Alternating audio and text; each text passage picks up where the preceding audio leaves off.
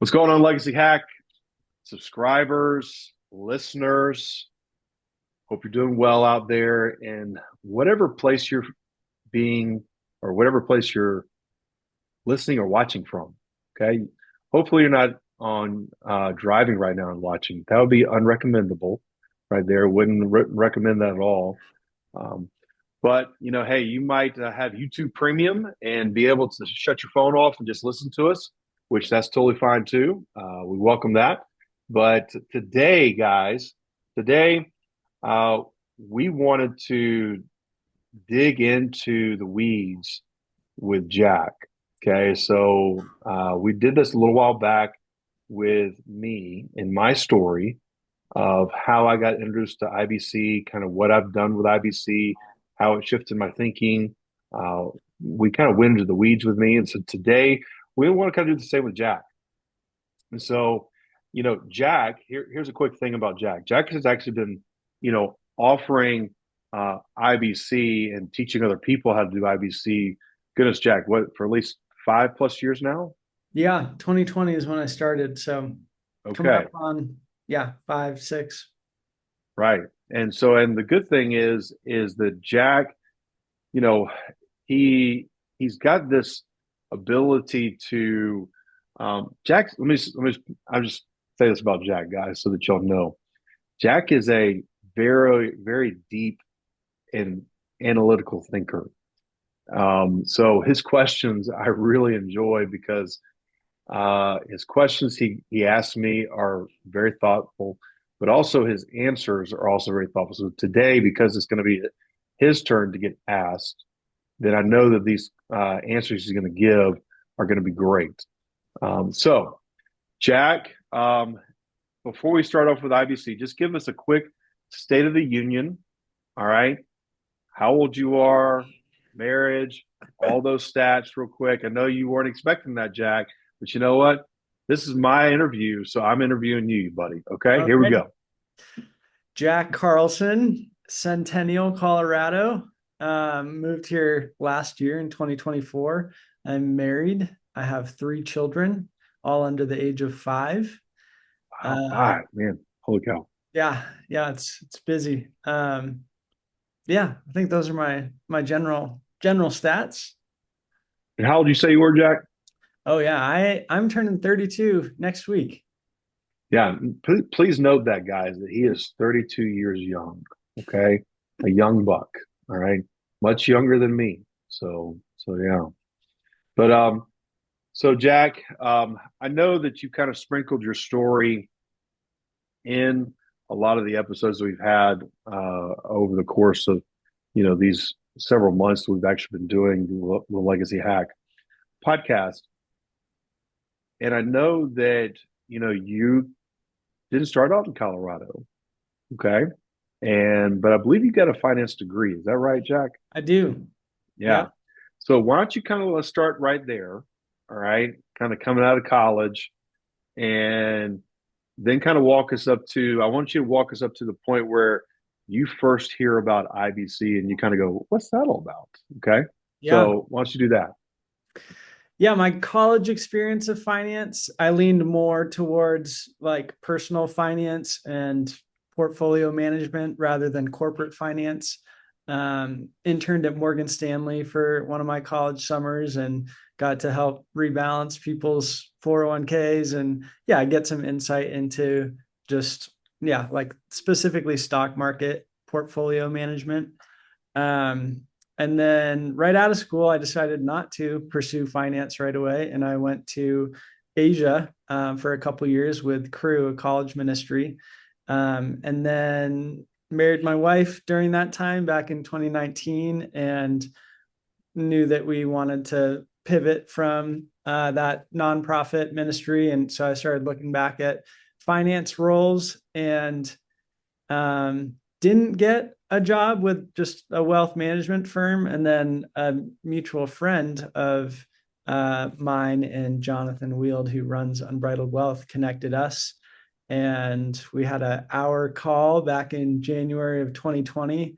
And he probably shared like a 10-minute like Zoom whiteboard of how uh, whole life insurance and IBC work. And I didn't close to fully understand it during that time. But after that call, read Becoming Your Own Banker. And I remember I said to Jonathan at the end of that call, do you think I could work for you? And he was like, probably. So that, yeah, both discovering and evaluating IBC myself, but also looking for what's next with work, kind of all coincided with one So another. wait a minute, hang on, Jack. Well, let's pump the brakes, big boy. Okay, pump the brakes. So you really, so make sure I understand your connection with Jonathan. You weren't you were looking for a job, but Jonathan wasn't exactly looking for you. Is that right? Or No, what? no, How?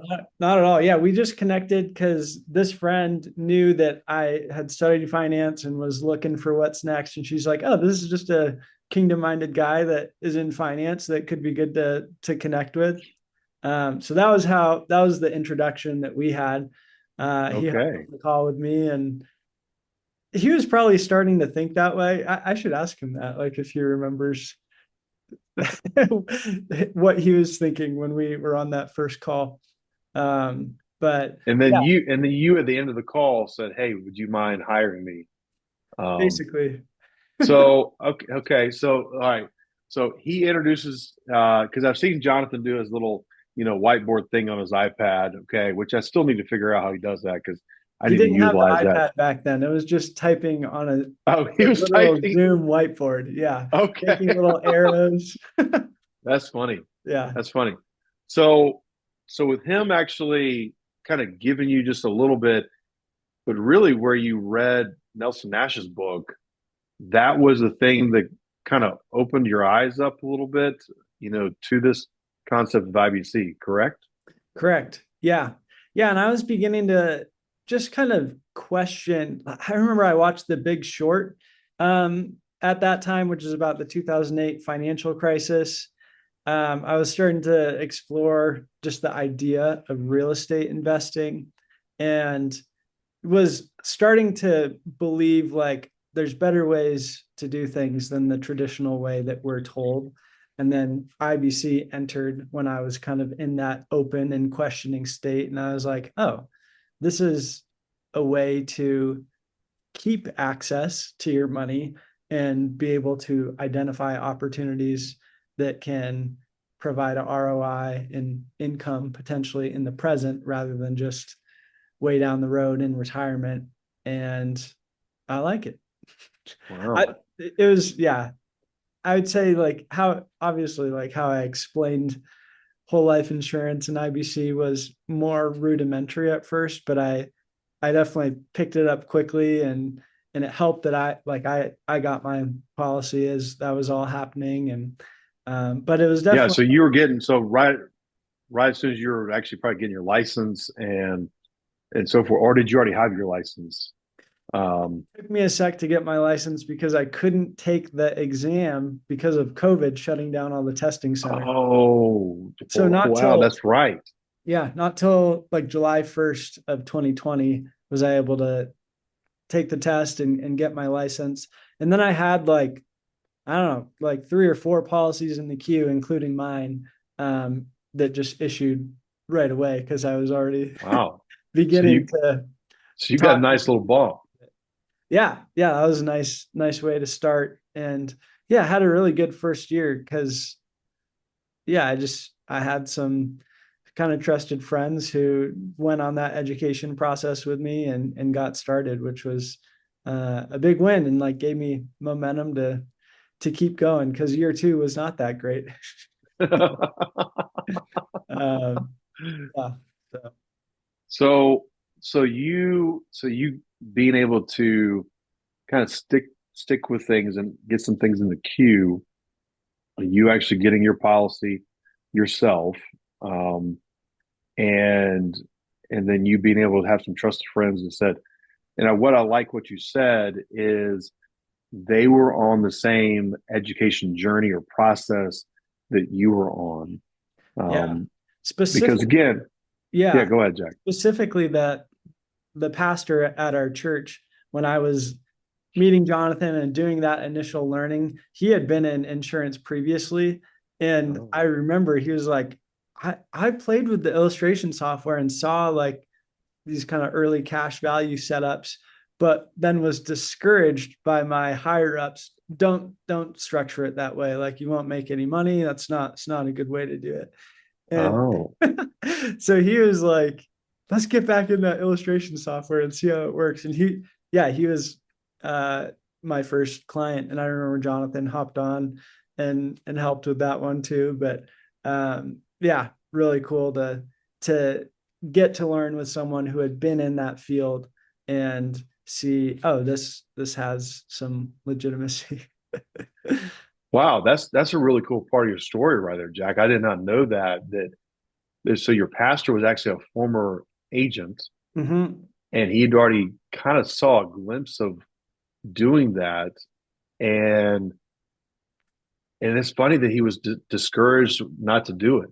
Wow, that's which honestly is not kind of honestly I don't think it's surprising. I mean, I know Yeah. I haven't been in this space, for now for me personally as far as educating people for a year now, and I do kind of hear that most insurance agencies they're not doing this. They're not trying to structure a policy at all with early cash value, and kind of overfunding it at all. So yeah, wow, that's cool.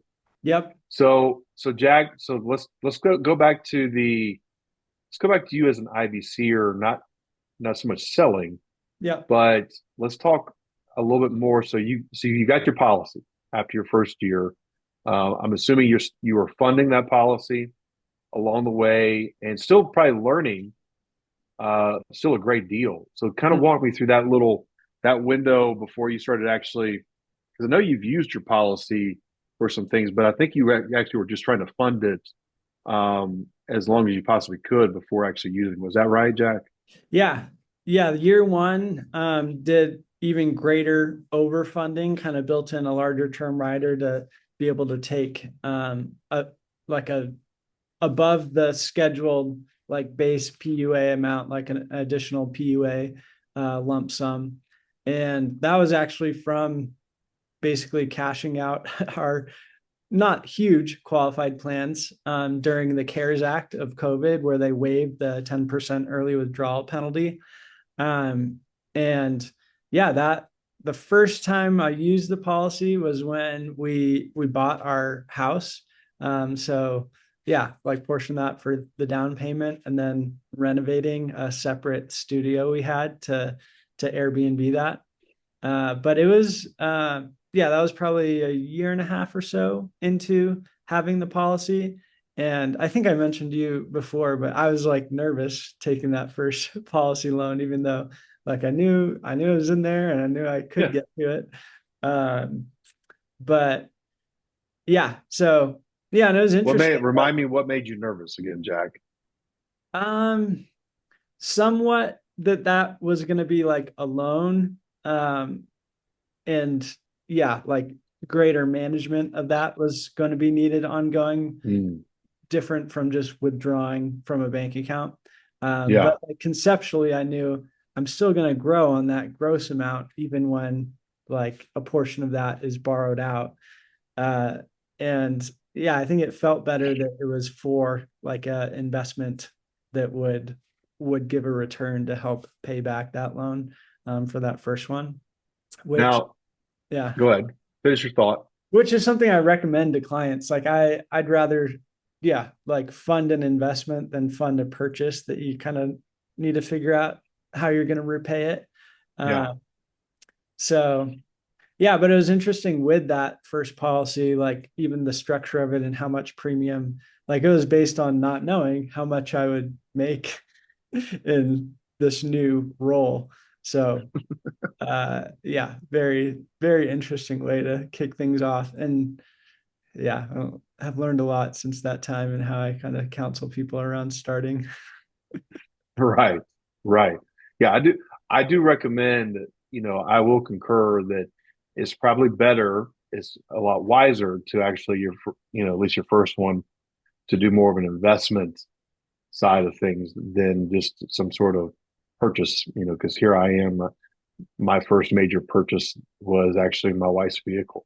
Mhm. Um, I don't necessarily recommend that right there. I would not recommend that. I'd rather do a business venture where the asset or business is paying me back. So that, yeah. But I do want to ask this question though, Jack, because here you were, golly, that time, Jack, you're 27. Okay. If we're doing the math right, 27, 28. Okay. Yeah, 26, 27 when I started because I Okay. So had like 26, this stuff. 27. All right. So when you got your policy, all right, and you started funding it, um, how, talk me through what were your conversations with your wife and Yeah, how you were kind of bringing her along? Because this is her money too. yeah, Okay. So I'm just kind of curious about that right there, Jack. yeah, yeah. It's funny. My wife is definitely smart, but also trusts my, I don't know, kind of research and inclinations with how to lead and move. So, but it was cool. Like she was on the education call that we did with Jonathan and kind of Okay. got to be the client side of it with him, and yeah, saw his trustworthiness and that he was using it for his family. So I think that helped give her confidence and um, yeah, but also it was like, I don't know, it was just the beginning of a new season, like leaving ministry and just kind of like a new way of going about life. And that included on the financial side of things. So I think we were just kind of in a, yeah, let's give it a shot. Let's let's see. Which yeah, is unique. Um, And but then when she was, and then when you, so obviously she was on the education part, so she saw or was understanding right along with you. But when you took your first loan policy, what what was y'all's conversation then? um that's a good question. I don't know if I recall a specific conversation about the policy loan. Definitely, though, we had conversations about, hey, like we made some money this year. Like it's, I don't know, interest rates are historically low. Like let's look for a house Yeah. specifically that has a rentable portion of it. So that was very much a conversation and like a strategy in our mind with, yeah, the policy being a thing to fuel that idea. Um, I don't remember as much. Yeah, I probably just took the loan and like she didn't wasn't super aware of it. So, all right. So now let's kind of, and by the way, Jack, we're going to wrap this down a little bit. But so now the all wise Jack, okay, you're 5 years into this. All right. How is Jack utilizing his bank Mhm. today? What are you doing today with your bank? If you can share that, if you don't mind, Yeah. just some examples that you're doing today. Yep. So yeah, I had several different policy loans when we were in Arizona. When we moved and sold our house, made a good chunk just because of market timing, paid everything off, started fresh. Didn't Um, that feel good, Jack? yeah, yeah, it did. It did feel good. Absolutely Um, did. and then yeah, I'm in two different kind of alternative investment deals. One is a apartment complex like syndication in North Carolina. Another is a luxury home build in Idaho. And yeah, so those are two deals that we kind of, rather than buying a house here, kind of rolled some of that, those earnings from the house into new real estate opportunities. And then most recently, investing in more marketing for my business with Unbridled So Wealth. for your own business. Yeah. Yeah. Yeah. And I think, man, it's I'm starting to like counsel people like your best investment, like if you're young, is probably investing in your skills and your ability to earn more Like if you have Yeah. $10,000 and that goes in the stock market, an average year, maybe you make $1,000. What if you invested that $10,000 in your ability to earn $30,000 more in your career? Uh, like that will compound and move the needle a lot more than um, the security that like, oh, having money in an investment account feels like. So that's been a shift for me too. I think I have been prone to like, oh, like could this investment earn us some income to create just a bigger baseline in a primarily like commission only role. But now I'm saying like, let's use this and help me get better at what I do. So I love that, Jack. I love that your number one place to invest is in yourself, and you can see a much greater return on that. I mean, did you do that even early on with your business, or it was just now that you've been doing that? Um, I I with another gal on our team sponsored a real estate investing association. So that was more like investing in the ability to market to a certain niche. Um, but not as much. Like I've paid for flights to go to like a life insurance carrier training or things like that. But definitely this past year has been when I've invested more in like training for my ability to serve people well and um, yeah, and just be good in sales, which is I feel like taboo for some people, but we're all that's how our economy goes is people buying stuff from other people. Exactly right. Well, Jack, the reason why I just think that's so wise. I mean, being in the age that you're at, it was, I think it was Warren Buffett that said the best investment that you can make is investing in yourself. Hmm. And I mean that's Buffett, and he's kind of he's done fairly well for himself. he's, You know, he's done if you he's want to know the truth, um, yeah, because really, um, that is the you're going to get the biggest return on that investment, and you're just talking to me like hope I don't mind. So like you partnering up possibly with this marketing agency here recently, did that actually happen because of your IBC, or is that something else that took place?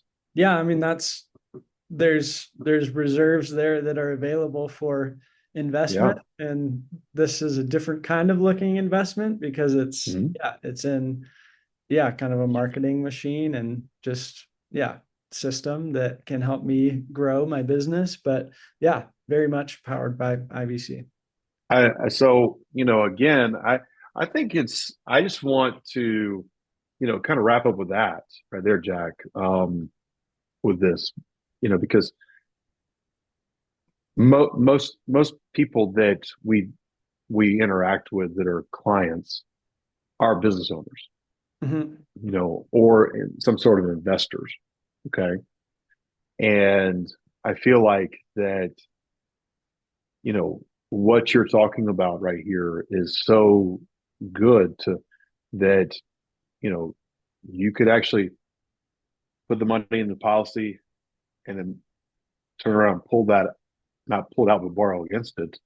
And then, continue running your own business Mm-hmm. or do something creative like what you just did here recently um, with this marketing agency.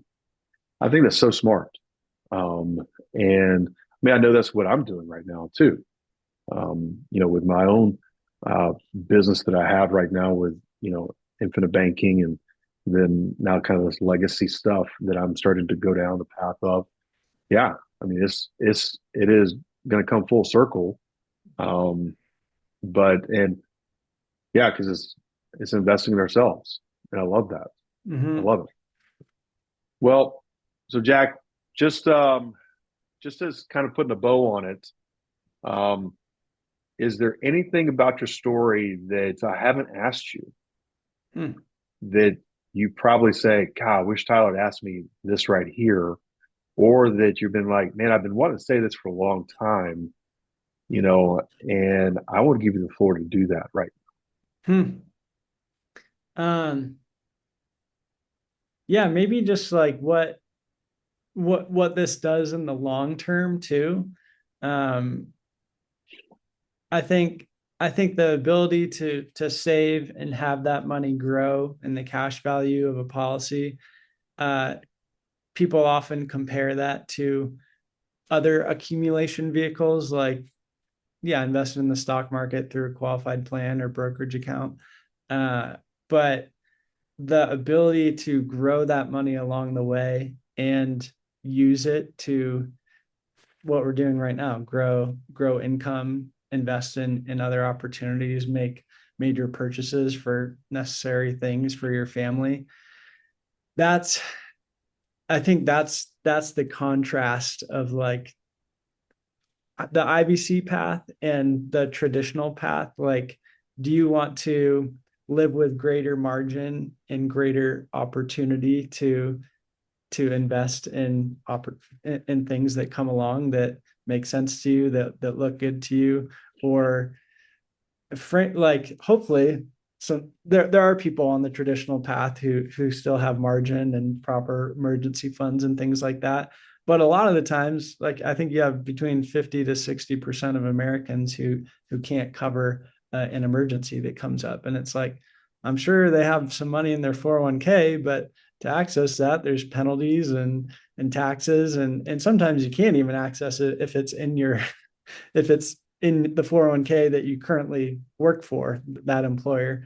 So Mhm. um yeah, it's a little more off the path, but I think there's there's things that are available to you going down this IBC path in your financial life that won't be if you kind of follow the crowd with typical financial advice. So I'll throw that out as my last word. It's good. I agree with you that, you know, when you start to accumulate and you have, you know, quote unquote, this savings built up, it's funny how opportunities find you. Mm-hmm. In It's really opportunities are going to find you, right? And and also that you're prepared, to be able to take advantage of those opportunities. So I love that. Well, Jack, like always, Legacy Hack subscribers. If this is your first time actually tuning into the Legacy Hack, you know, podcast slash audio podcast or video podcast, whichever way you're listening to this or watching this, you know, hey, if you do want to get in touch with Jack or myself, our Calendly links to our calendars are actually down below. Um, you know, our sole purpose for this. Channel is to really equip you, the IBCer, or the person that is actually exploring doing IBC, and to educate you along the way. And that's our goal, is to add value that way to you so that you can make an informed decision for yourself, because it has to be for yourself, and that you realize that this needs to be a continuing education. It's not a one and done. It's not where you set it and forget it. It's not something where you've learned everything and you don't need to learn any more from this. This is not that way at all. And so that's why we've done these episodes for you guys. So Jack, thank you so much for sharing, buddy. And man, how young you are, Jack. And I tell you, probably the next 5 years is going to be even better for you, my friend. And just excited to be on this journey with you, man. Likewise. Thanks for the questions and listening. All right, buddy. Have a good one. You too.